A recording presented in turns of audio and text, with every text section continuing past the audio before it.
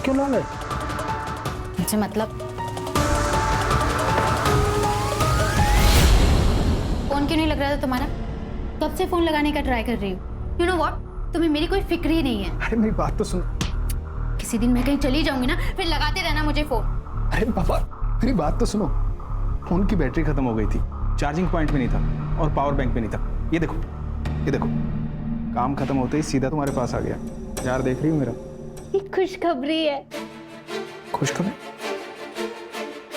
Protection तो use किया था मैंने। अरे बाबा वो वाली नहीं, आई काका काकी सब मान गए हमारी शादी के लिए। तुम्हें मिलने के लिए बुलाया है। आज मैं बहुत खुश हूँ। अरे फोन तो चार्जिंग पे लगाने दो। अरे रुको।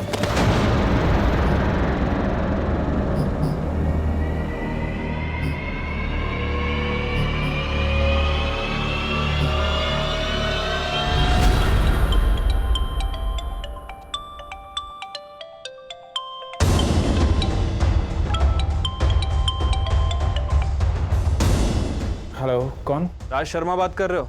हाँ बोल रहा हूँ। पीएसआई शिर्के बात कर रहा हूँ। गोमती नगर पालघर में रहते हो ना? कहाँ पर हो? तुम्हारे घर पे ताला लगा है। हाँ वो नाश्ता और दूध लेने के लिए बाहर आया था, अभी आता हूँ। अरे पर सुनिए तो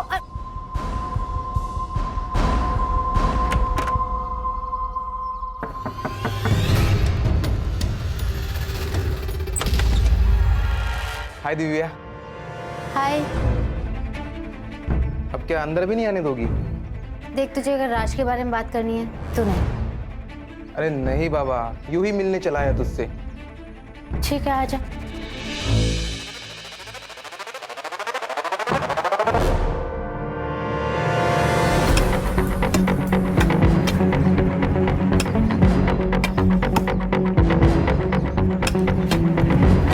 अरे साहब, इसने भी क्या है ना, तुकपट्टी वाला काम क्या है। अगर हमारे को बोल देना तो इससे अच्छा बना के देता। ए, बातें कम कर और काम जल्दी कर।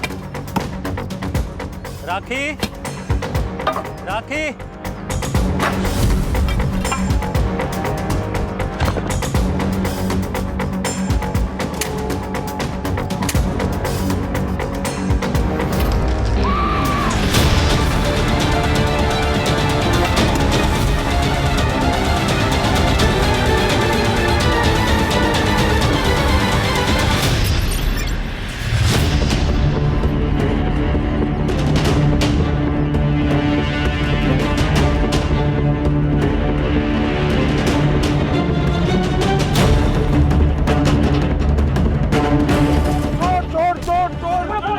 अरे दिव्या, तू समझ क्यों नहीं रही है? वो बना रहा है तुझे और तू बनती जा रही है। जितना भोला दिखता है ना वो उतना भोला है नहीं।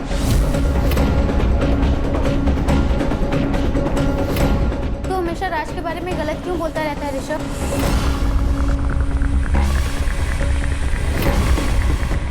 दोस्त हूं ना तेरा, फिक्र करता हूँ तेरी। कभी दोनों आईने के सामने खड़े होके देखो। गर्लफ्रेंड बॉयफ्रेंड नहीं, बाप बेटी ज्यादा लगते हो। ज्यादा बोल मत। दोस्त है ना, दोस्त की तरह रहे, बाप बनने की कोशिश मत कर। चल बाय, फोन रख।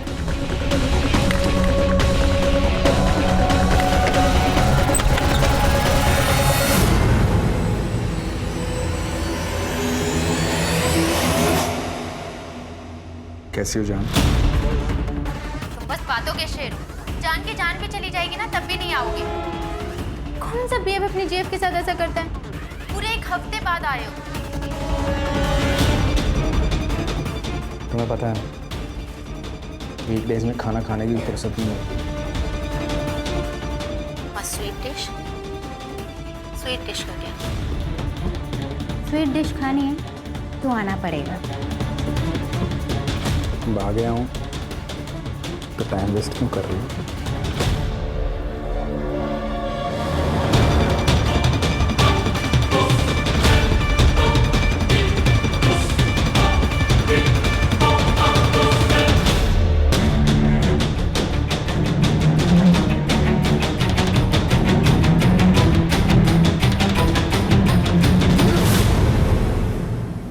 ऋषभ कह रहा था कि तुम अच्छे आदमी नहीं हो। तुम्हें क्या लगता है? तुमसे प्यार करती हूँ। मैं चाहती हूँ कि हम दोनों की शादी हो जाए और सबके मुंह बंद हो जाएं। शादी? हाँ, वैसे भी तो हम पति पत्नी की तरह रहते हैं। एक घर तुम्हारा दिया हुआ है, तुम मेरा खर्चा उठाते हो, मेरे नखरे उठाते हो, बस नाम देना ही तो बाकी है।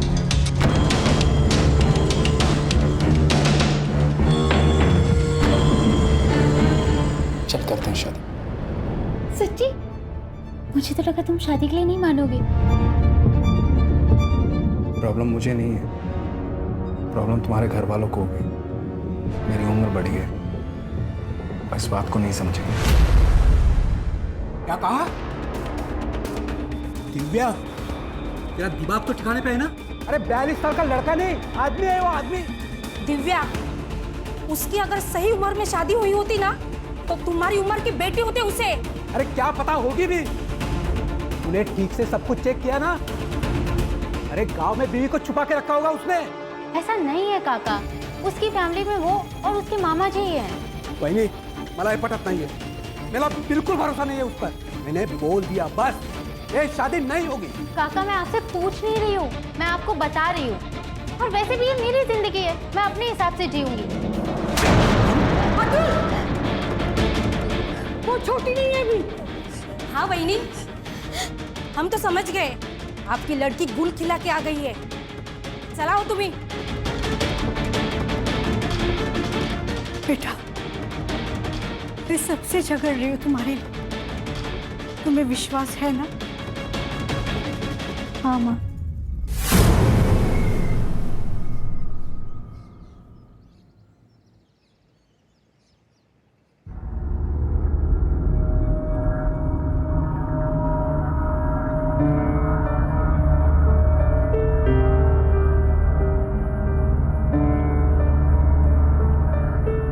आज मेरे पापा जरूर आएंगे।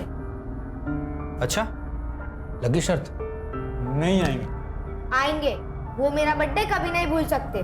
देखो पापा क्यों चाहिए, मैं देता हूँ ना तेरे को खिलौने। ये ऐसे नहीं मानने वाला। पापा का लाडला जो है। ये लो तुम्हारी चाय।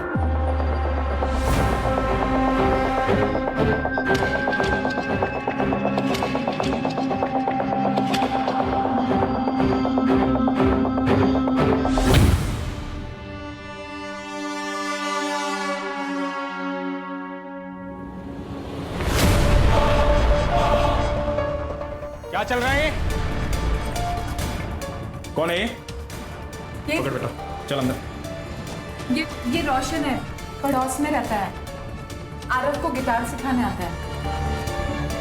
आजकल इसके संगीत पे नाचती है तू? मुझसे पूरा नहीं पड़ता तेरा? ऐसी कोई बात नहीं है। आप ये सब सोचते हैं मेरे बारे में?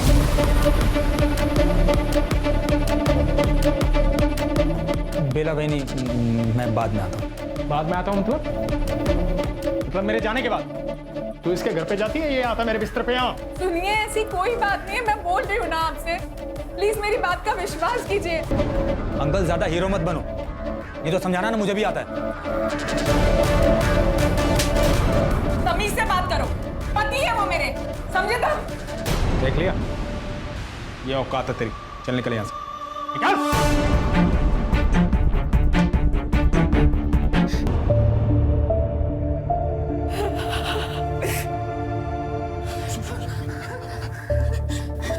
दर्द हो रहा होगा ना? पता नहीं शराब पीने के बाद मुझे क्या हो जाता है। तुम भी समझो ना, हफ्ते में एक दिन आता हूँ मैं। उस दिन ऐसा कुछ देखूंगा तो गुस्सा आएगा ना मुझे। मैंने कैसे मार दिया तुम्हें? तुम मुझे मारो मुझे। एक मिनट,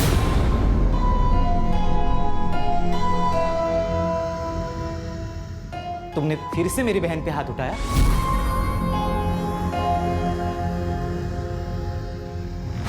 इसलिए तुम खुद को मारने का नाटक कर रहे थे ना? दीदी, कितनी बार समझाऊं मैं तुम्हें, बिच्छू किसी का सगा नहीं होता। विश्वास, तमीज से बात कर। जीजा है वो तेरे। ये जीजा जी जो हफ्ते में सिर्फ एक बार तुमसे मिलने आते और हमेशा तुम्हें पीटते। अरे साइको है ये आदमी, साइको। एक काम करता हूँ, मैं ही मार देता हूँ। विश्वास, हाथ उठाएगा तू इस पर? पहले इन दोनों हाथों से ना कमाना सीख।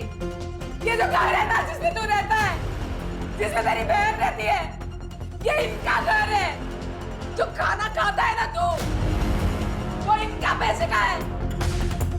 बाहर निकल, बाहर निकल। हम दोनों के बीच में आना मत अब।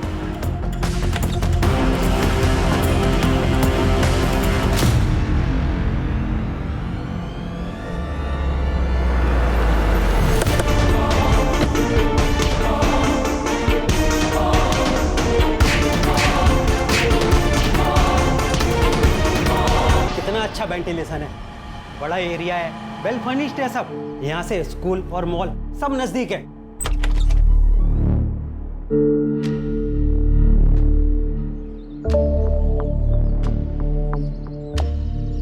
गार्डन तो अच्छा है, घर भी मस्त है, पर ये चबूतरा ऐसे बीच में क्यों बनवाया है?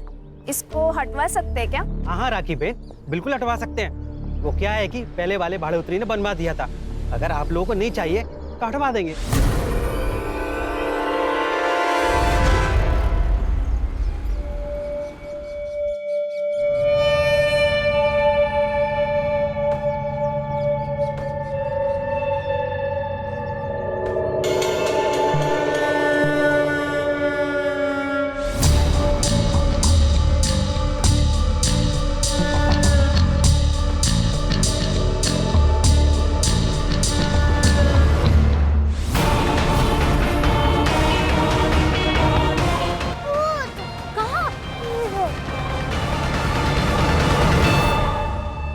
बेटा, भूत तो है, पर जैसे तुम भूत कह रही हो ना, वो तुम्हारे पापा है।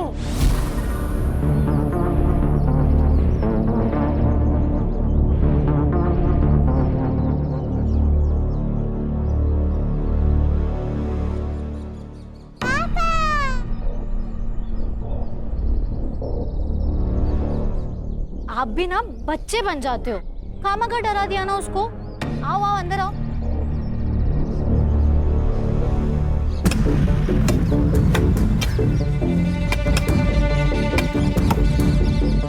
अरे साहब, इसने भी क्या है ना, तुकपट्टी वाला काम क्या है। अगर हमारे को बोल देना तो इससे अच्छा बना के देता। ए, बातें कम कर और काम जल्दी कर। राखी, राखी,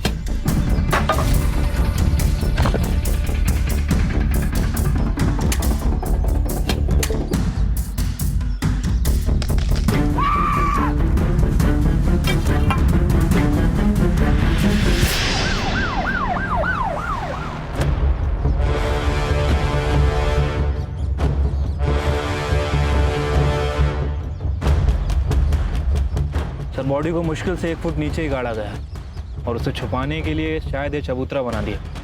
लग तो ऐसे ही रहा है। स्केलेटन काढून झाल्यावरती राणे पोस्टमॉर्टमला पाठव। Okay sir. तब तक इस कंकाल की कहानी जानते हैं। आप लोगों ने फोन किया था? जी सर। ये घर आपका है? नहीं सर, बस 2 दिन हुए हमें यहाँ आए हुए। घर मालिक को कॉल किया है, वो बस आते ही होंगे। हाँ सर, मैं ही इस मकान का मालिक हूँ, लेकिन इसके बारे में मुझे कोई आइडिया नहीं है। शायद पिछले भाड़ोतरी ने बनवाया था। कौन था भाड़ोतरी? सरोज मिश्रा नाम की एक महिला अपने बेटे के साथ यहाँ रहती थी। वो 5 साल तक रही, भाड़ा भी टाइम पर देती थी, लेकिन एक दिन अचानक कहीं चली गई। अब कहाँ चली गई मुझे पता नहीं सर। उसका बेटा भी 15 दिन तक यहीं रहा था। ये सरोज मिश्रा का पति? सर, उसका पति आर्मी में था, सूबेदार मनोज मिश्रा। बेचारा ड्यूटी पर शहीद हो गया। सर, एक बात अजीब लगी, उसके मरने के बाद उसकी फैमिली में से कोई भी सरोज और चीकू को मिलने नहीं आया। ये चीकू कौन है? सरोज का बेटा। उसका असली नाम तो मुझे पता नहीं, लेकिन उसे सब चीकू कह के बुलाते। ये सरोज और चीकू से मिलने के लिए कभी ना कभी तो कोई ना कोई आता होगा ना? हाँ सर, सूबेदार मनोज मिश्रा का दोस्त राज शर्मा उससे कभी कभी मिलने आता था। जब वो चली गई तो मैंने राज शर्मा को कॉल किया उसके बारे में पूछने के लिए। उसने मुझे जौनपुर का नंबर दिया, लेकिन सर जब नंबर मैंने ट्राई किया तो बार बार बंद आ रहा था। ये चीकू कहाँ गया होगा? क्या पता सर, 7-8 महीने हो गए, घर भी जब से बंद पड़ा है। रेंटल एग्रीमेंट की कॉपी और राज शर्मा का नंबर दे दीजिए इनको। जी सर। छिड़के, चीकू को ढूंढो। 16 साल का लड़का, पता नहीं किस हालत में होगा। चोर चोर, पकड़ पकड़ पकड़ पकड़ पकड़ पकड़। चोरी करके भाग रहा है।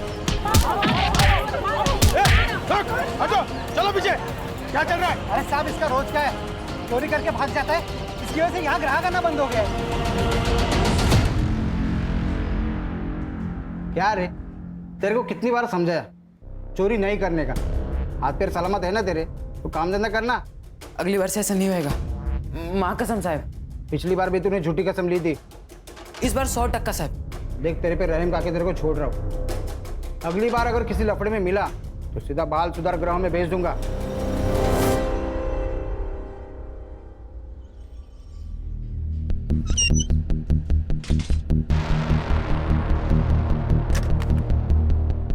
सर ये कमल मिश्रा 40 साल की औरत है और शायद अनपढ़ लगती है।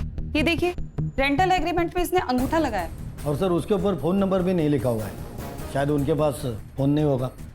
फौजी की बीवी है गरड है, फोन तो होगा, पता करो। छिलके, इस सूबेदार मिश्रा की सारी डिटेल निकालो, पता करो कौन से ऑपरेशन के दौरान वो शहीद हुआ था। ठीक है सर। वैसे सर बिना डिवीज़न जाने पता कर रहे हैं, थोड़ा वक्त लग सकता है। वो बेंच बनाने वाला बालू, उसका नंबर लगा? नहीं सर, उसका फ़ोन स्विच ऑफ है। यूनियन वाले कह रहे हैं कि गांव गया, जल्दी वापस आ जाएगा। तो नंबर सर्वेलेंस पे डालो। राज शर्मा का क्या हुआ? सर फिलहाल उसका नंबर भी आउट ऑफ रेंज आ रहा है। राज हमारी पहली और मजबूत कड़ी है, वो मिलना चाहिए। नाक क्यों लाल है? मुझे मतलब फोन क्यों नहीं लग रहा था तुम्हारा?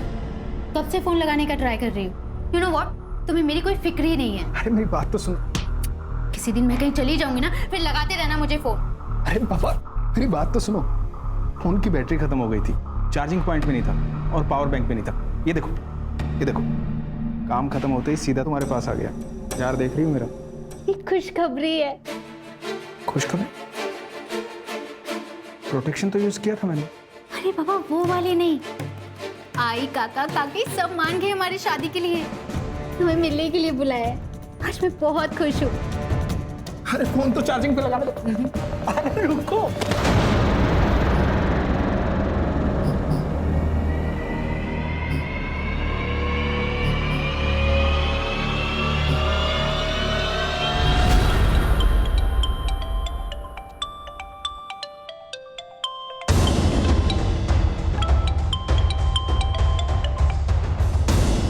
हेलो, कौन? राज शर्मा बात कर रहे हो?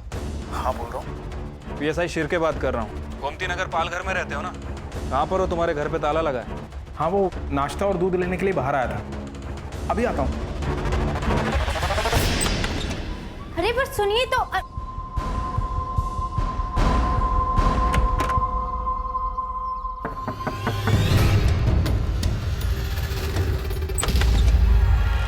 हाय दिव्या। हाय। अब क्या अंदर भी नहीं आने दोगी? देख तुझे अगर राज के बारे में बात करनी है तो नहीं। अरे नहीं बाबा, यूं ही मिलने चला है तुझसे। ठीक है आजा।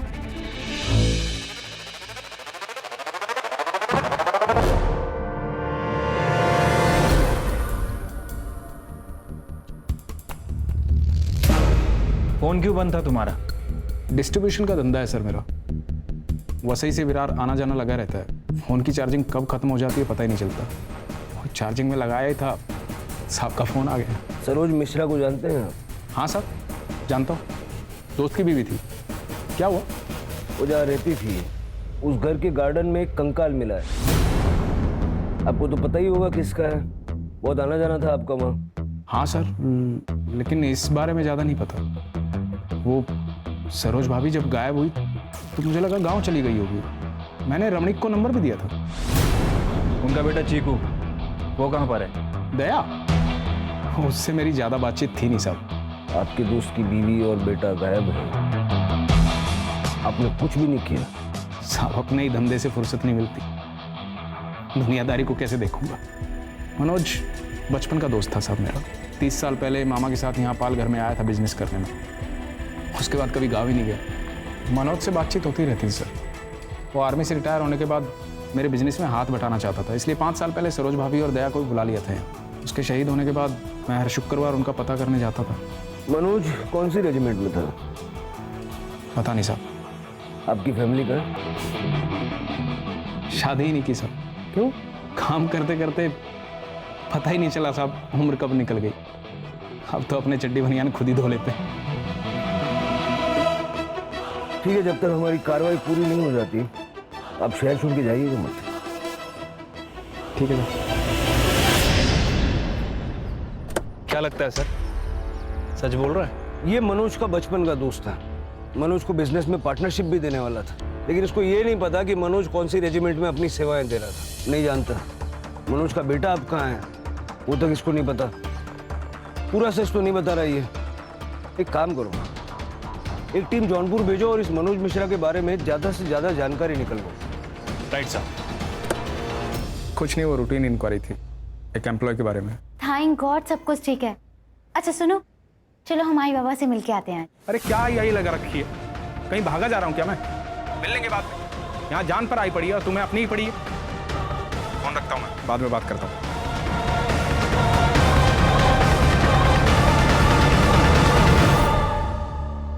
क्या हुआ दिव्या, मना कर दिया ना? अरे झूठा है वो, एक नंबर का फ्रॉड आदमी है। तू सिर्फ बोल दिव्या, मैं 1 मिनट में सारी उसकी हिस्ट्री निकालता हूँ। निकल यहाँ से, निकल। दिव्या, मैं तुम्हारे लिए कुछ भी कर सकता हूँ। अगर मैंने प्रूव कर दिया कि तुम्हारे साथ चीट कर रहा है तो क्या हम साथ में आ सकते हैं?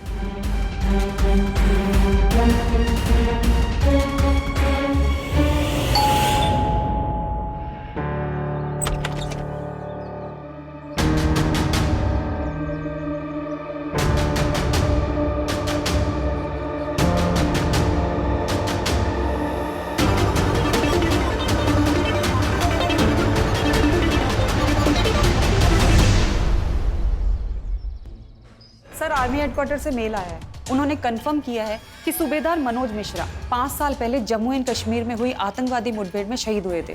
फिलहाल मैंने एड्रेस चेक कर लिया है सर, जौनपुर ही है। मतलब राज शर्मा सच कह रहा था। एक और इंटरेस्टिंग बात सर, फॉरेंसिक टीम ने कंफर्म कर दिया है कि जो स्केलेटन मिला है वो 38 से 40 साल की औरत का है। लेकिन वो कंकाल सरोज मिश्रा का है या नहीं है तो कंफर्म करना होगा। जौनपुर पुलिस से कांटेक्ट करो, देखो किसी रिलेटिव के साथ में डीएनए मैच करा सकते हैं क्या।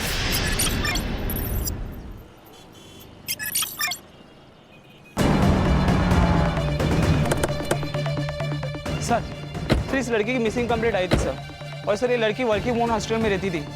वहाँ से हमें इस घर का पता मिला है, और सर इस केस का कनेक्शन राज शर्मा के केस से है सर।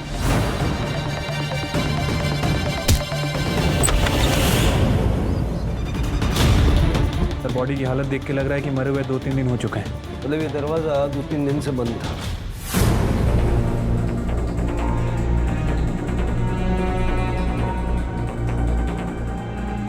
सर ये मोबाइल मिला है, बंद है। डेटा रिकवरी के लिए भेजो, छोटी से छोटी डिटेल चाहिए मुझे, और आसपास के जितने सीसीटीवी कैमरा है सबका पिछले 72 घंटे का फुटेज चाहिए। सर सर लगता है गला घोट के मारा गया। सेक्सुअल असॉल्ट हो सकता है सर, पूरी बॉडी पे मारपीट के निशान है। सेमन के ट्रेसेस भी मिले हैं सर। लैंडलॉर्ड कहाँ है?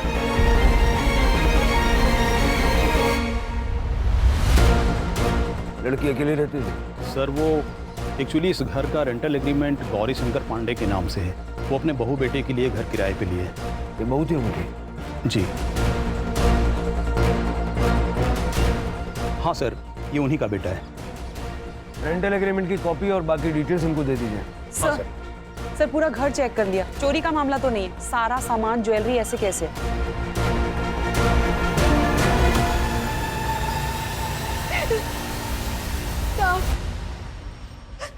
साहब मेरी बच्ची पूरा घर संभाल रहे थे साहब। इनके जाने के बाद ना मैं उसी को देख के जी रही थी, अब वो चली गई। अब मैं क्या करूं साहब? राज आपकी बेटी से उम्र में बड़ा था, फिर भी आप लोग मान गए? साहब वो उससे प्यार करती थी साहब। साहब उसकी जिद के खातिर हम लोग इस शादी के लिए मान भी गए थे। राज से मिलवाने वाली थी वो, लेकिन उसके पहले ही ये नाटक बंद करो, नाटक बंद करो। ये साहब इन्होंने मारा है मेरी बच्ची को। वहीने क्या बोलते तू? पागल हो गए तू? पागल मैं नहीं साहब, पागल ये लोग हैं। मैंने इनकी बात उस रात सुन ली थी साहब। मैं जानता हूँ दिव्या की शादी तुझे अपने मामा के लड़के के साथ करनी थी ना, इसलिए गुस्सा है तू। ऐसा क्यों कर रही थी मैं? हाँ, ताकि सारा पैसा और ये घर हमारे कंट्रोल में रहेगा। लेकिन अब क्या होगा? वो आएगा और घर हड़प लेगा। अरे हड़प तो तब लेगा ना जब उसकी शादी होगी। एक बात याद रखना, दिव्या की शादी सिर्फ और सिर्फ हमारी मर्जी से होगी, वरना होगी ही नहीं। भले इसके लिए मुझे उसकी जान क्यों न लेनी पड़े। गुस्से में बोल दिया था साहब। अब घरेलू झगड़े में कोई ऐसा बोलता है मतलब मार देगा क्या? साहब, इन लोगों की बातों में बताना मत छोड़ना इनको। इन्होंने मारा है मेरी बच्ची को। बता क्यों मारा है मेरी बच्ची को? आप शांत हो जाइए। हाँ? राणे, सबकी कांटेक्ट डिटेल्स ले लो। अभी आप लोग जा सकते हैं, लेकिन शहर से बाहर नहीं जा सकते।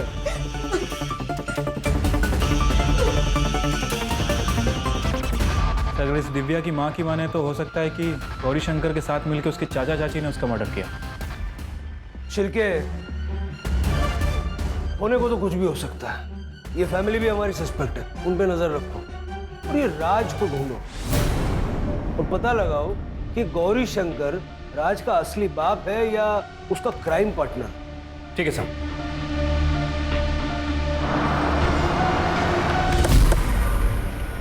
सर ये डिग्गू है। जब हम पूछताछ कर रहे थे तो इसने कोई बात बताई हमें। सर बालू नाम का कड़िया हमारे साथ ही काम करता है। जब उस दिन उस लड़की को सीमेंट के चबूतरे में लड़की को गाड़ने की खबर सुनी, तभी वो डर के भाग गया था। मैं गाँव जा रहा है। क्यों? वो काम है गाँव में कुछ, सेठ से बोलना मैं बाद में आएगा। ए बीड़ी तो पी के जा। नहीं, मैं बाद में।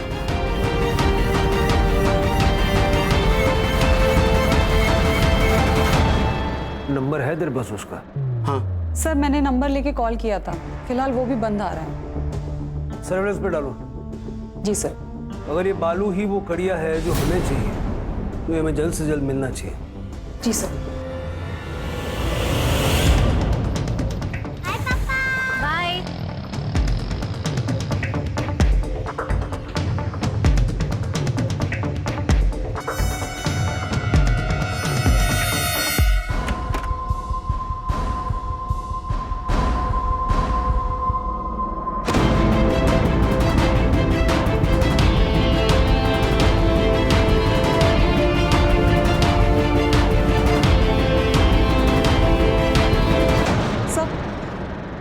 सर ये देखिए, दिव्या के मोबाइल पे वीडियो भेजा गया है। वीडियो भेज के उसे ब्लैकमेल भी किया गया है। ये देखिए सर, इस चैट में दिव्या बार बार वीडियो डिलीट करने के लिए मिन्नतें कर रही है। ये लड़का कौन है? ऋषभ साठे सर। उठाओ इसको। क्यों मारा, कैसे मारा, कब मारा? सर मैं तो प्यार करता था दिव्या से, लेकिन वो उस बुढ़े से प्यार करती थी, इसीलिए उसका वीडियो बनाकर उसे ब्लैकमेल करता था। मैंने ब्लैकमेल किया उसे, लेकिन इस वीडियो के बदले में मैंने रात से सारे रिश्ते तोड़ने को कहा था, बाकी कुछ नहीं। 2 मिनट लगेंगे तेरा डीएनए टेस्ट करके सारी चीजें खोल के रख देने में। मैं सच बताता हूँ सर, मैंने कुछ नहीं किया सर।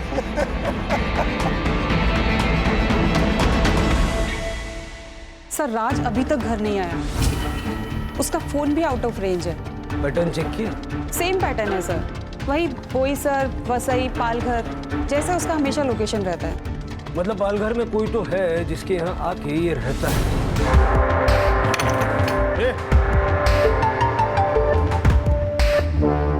क्या चल रहा है? आप कौन? पुलिस। सर ये चोरी कर रहा था। अरे बोल। अरे नहीं सर, नहीं सर, अपने घर में कोई चोरी करेगा? राज के मामा है हम, गौरी शंकर पांडे। राज कहाँ है? वीकेंड पे अकाउंट सेटल करने, डिस्ट्रीब्यूटर से डिस्कशन करने के लिए वसई विराट जाता रहता है। सर बात क्या है? बात यह है कि आप दोनों ने मिलके दिव्या को मारा है। नहीं सर, दिव्या मर चुकी है, ये बात अभी हमें आपसे ही पता चल रही है। हमने नहीं मारा उसे, हम तो मेरठ गए थे। और हम क्यों मारे उसे? अच्छी बच्ची थी दिव्या, हमें नहीं लगता राज ने भी उसे मारा होगा। राज है कहाँ? उसका फोन भी नहीं लग रहा है। अगर उसने कुछ किया नहीं है, भाग क्यों रहा है वो? पता नहीं। ये सूबेदार मनोज मिश्रा उसका फ्रेंड है ना? जी सर, दोनों साथ में स्कूल में पढ़ रहे थे, लेकिन मनीष तो 5 साल पहले ही शहीद हो गया था ना। मेरठ में जहाँ ठहरे थे ना, सारा डिटेल उनको बताइएगा। जी सर। चलो, धन्यवाद। कमाल है सर, ये गौरी शंकर तो राज का मामा निकला। नजर रखो इस पे सिर के, ये हमें मामा बनाने की कोशिश कर रहा है।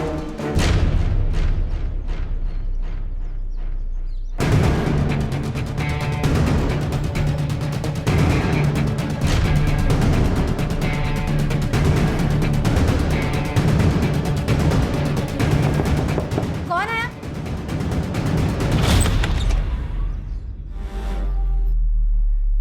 सर मरते मरते बच गई है वो। शुक्र है कि चाकू हर्ट तक नहीं पहुंचा। और सर उस औरत के घर से कुछ फोटोज मिले, इसलिए मैंने आपको कॉल करके बुलाया। राज मेरे पति है सर, प्लीज आप उन्हें बता दीजिए। आप चिंता मत कीजिए, हम उनको इन्फॉर्म कर देंगे। आपने हमलावर का चेहरा देखा? नहीं सर, शक्ल नहीं देखी। उसने गमछा लपेटा था मुंह पे। सर ये राज मुझे काफी डेंजर आदमी लग रहा है। राज को पकड़ना होगा इससे पहले कि वो किसी और को नुकसान पहुंचाए। मतलब सर कोई और भी परिवार खतरे में है? कुछ भी हो सकता है। दिव्या और अलका को मारने का स्ट्रॉन्ग मोटिव है उसके पास। उसका बैंक अकाउंट चेक करो, कोई बड़ा विड्रॉल या कोई स्पेसिफिक विड्रॉल पैटर्न है क्या देखो, हो सकता है किसी को सुपारी दी हो। ठीक है सर। सर दिव्या के हाथ में एक महंगी डिजिटल रिस्ट वॉच थी, सारी फोटोज में वॉच है, लेकिन जब उसकी बॉडी मिली तो वॉच नहीं थी सर, सिर्फ निशान था। हो सकता है खूनी वही ले गया हो। घर में पड़ी हुई कैश गोल्ड ये सब छोड़ के उन्हीं रिस्ट वॉच ले जाएगा, ये हजम करना मुश्किल है। लेकिन एक काम करो, ये जितने भी आउटलेट्स होते हैं ना, शॉप्स जो रिफर्बिश्ड वॉचेस बेचते हैं, सेकंड हैंड महंगी घड़ियाँ जो बेचते हैं, उनके वहाँ पता करो ऐसी कोई घड़ी वहाँ बेची गई है क्या। इनका कुछ दिनों से कुछ पता नहीं चल रहा, पता नहीं कहाँ चले गए। हो सकता है विश्वास भाई की बात सही हो, उनका किसी और औरत के साथ भी दुश्मन हो सकता है। अगर ऐसा हुआ तो मैं अपनी जान दे दूंगी। ऐसे आदमी के लिए जान क्यों देना? आप मुझे अच्छी लगती हैं, अगर आप चाहें तो मैं आपका और आरव का दोनों का ख्याल रखना चाहता हूँ। शादी भी करूँगा। मैं आपके लिए कुछ भी कर सकता हूँ, कुछ भी।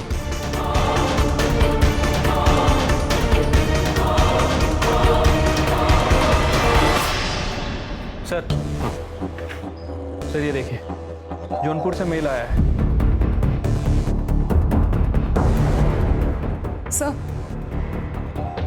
सर राज वाशी के एक एटीएम से कुछ पैसे विड्रॉल कर रहा था, वहाँ की लोकल पुलिस ने उसे पकड़ लिया है, उसे यहीं लेकर आ रहे हैं। मनोज मिश्रा की बीवी सरोज मिश्रा जिंदा है, जौनपुर में रहती है अपने बच्चे के साथ, और अपनी पूरी जिंदगी में उसने जौनपुर के बाहर कदम तक नहीं रखा। तो सर वो कंकाल किसका था? वो कंकाल था लता शर्मा का, इसकी बीवी, जो मेरठ से आई थी।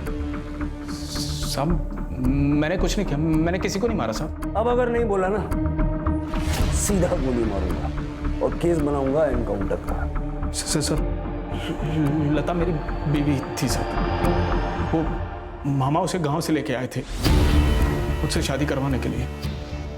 अनपढ़ थी साहब, बोलने का ढंग नहीं था, पर दिखने में बवाल थी साहब। मैंने उससे संबंध बना लिए, प्रेग्नेंट हो गई वो, शादी करनी पड़ी। उससे एक लड़का भी है, दयाशंकर। मेरा लता से मन भर गया था, मैं बेला से मिला। बेला कौन? बेला मेरी बीवी साहब, फिर उससे भी मन भर गया साहब, तो मैंने अलका से शादी की। जैसे तुम भूत कह रही हो ना, वो तुम्हारे पापा है। किसी को किसी के बारे में कुछ नहीं पता था, तब मैं दिव्या से मिला। और दिव्या को ये सब बाकी शादियों के बारे में पता चल गया तो मार दिया उसको। दिव्या को कैसे मार सकता हूँ साहब, मैं प्यार करता था उससे। मैं एक आदमी को तूने 1 लाख रुपया ट्रांसफर किया था। अरे सर मैंने क्या किया है? बिजनेस के लिए पैसा दिया था साहब इसको। जब अलका पे अटैक हुआ तो तेरे मोबाइल का लोकेशन ये कहता है कि तू उस वक्त वहीं था। नहीं साहब, मैंने कुछ नहीं किया। इसी ने मुझे अलका को मारने की सुपारी दी थी। साहब झूठ बोल रहे हैं, बिजनेस के लिए पैसे दिए थे मैंने। अरे तुम झूठ बोल रहे हो। अरे साहब सुपारी देनी होती मुझे तो कैश दे देता ना मैं। ढक्कन खुल गया है जीजू, सब सच बोल दो। लौंडिया बाजू साहब, खूनी नहीं। बार बार राज का ये कहना कि मैं खूनी नहीं हूं, ये खटक रहा। और सर बेला भी गायब है। कहीं ऐसा तो नहीं कि राज और विश्वास मिले हुए हैं और इन दोनों ने मिलकर ही बेला का मर्डर किया? भाई सुनो ना। हाँ बोलिए। यहाँ पर किसी ने महंगे वाली घड़ी बेची है? नहीं सर, यहाँ पर कोई ऐसी कोई किसी ने घड़ी नहीं बेची सर। चलो मोरे।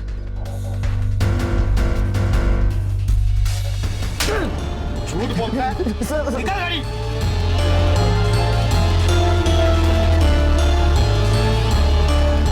किसने बेचा था? सर एक लड़के ने आगे दिया था सर। सीसीटीवी फुटेज है तेरे पास? हाँ दिखाता दिखा जल्दी।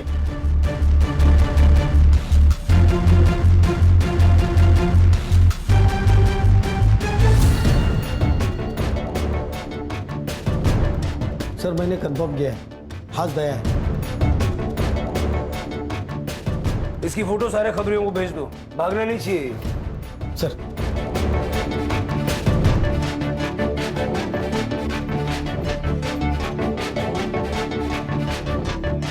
हाँ ले बेटा, जेल में नहीं मिलेगा ये सब।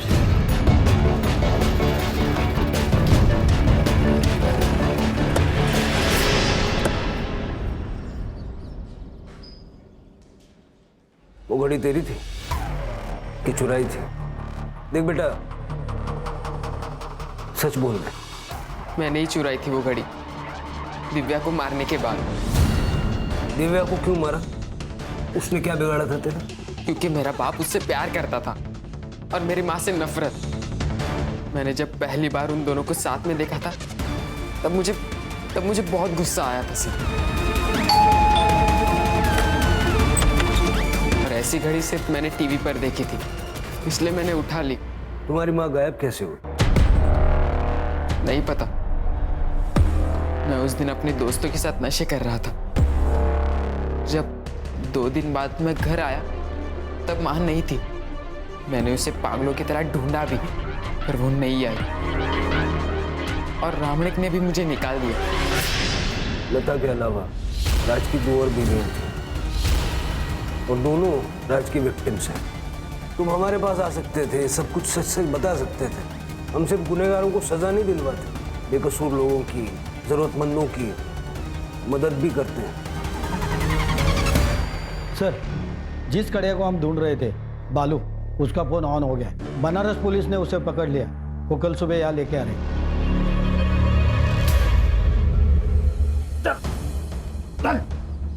क्या बालू, सच सच बता दे सब कुछ, नहीं तो जो कारीगरी तूने की है ना, उसी के बाजू में तुझे गाड़ दूंगा।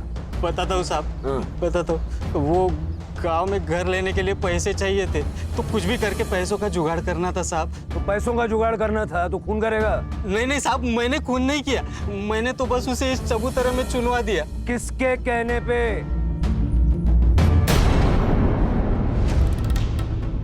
बदला बहुत बड़ी चीज होती है सर।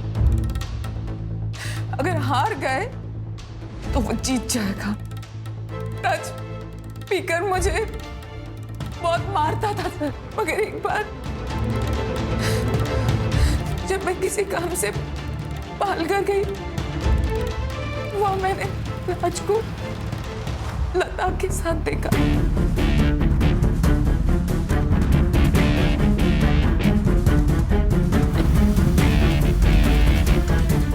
बहुत गुस्सा आया मुझे।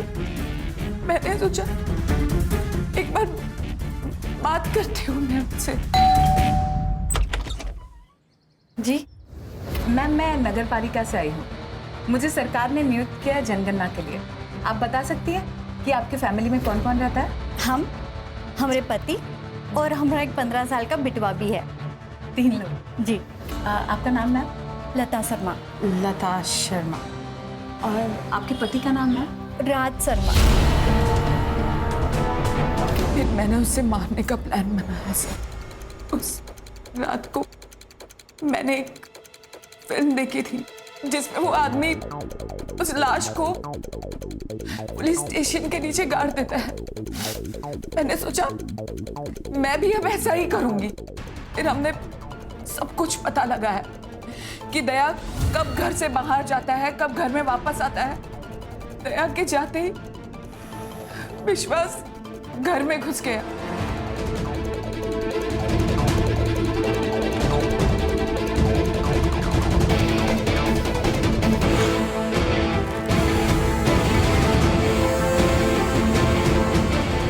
मार दिया उसे सर, मार दिया। सोचा अब सब ठीक हो जाएगा। फिर पता चला कि राज के तो और 3 परिवार है। फिर मैंने उसका पीछा किया पता लगाने के लिए। तब मैंने पहली बार अलका को देखा।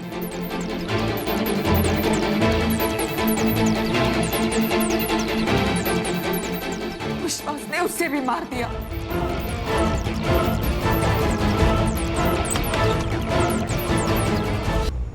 बदकिस्मती से बच गई सर। बदकिस्मती उसकी नहीं थी, तुम्हारी थी। इंसान का खून माफ नहीं किया जाता। अच्छे से जानती हूँ, इसीलिए सर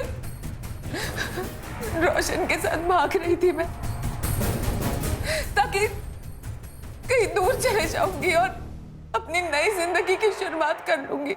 ले जाओ इनको और वो राज पे सिर्फ फ्रॉड के चार्जेस लगाना, और इसके भाई को भी हिरासत में लो और दोनों भाई बहन के खिलाफ चार्जशीट दाखिल करो।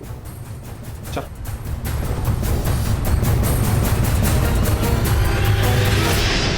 सर ये सब सुन के तो शादी के नाम से भी डर लगता है।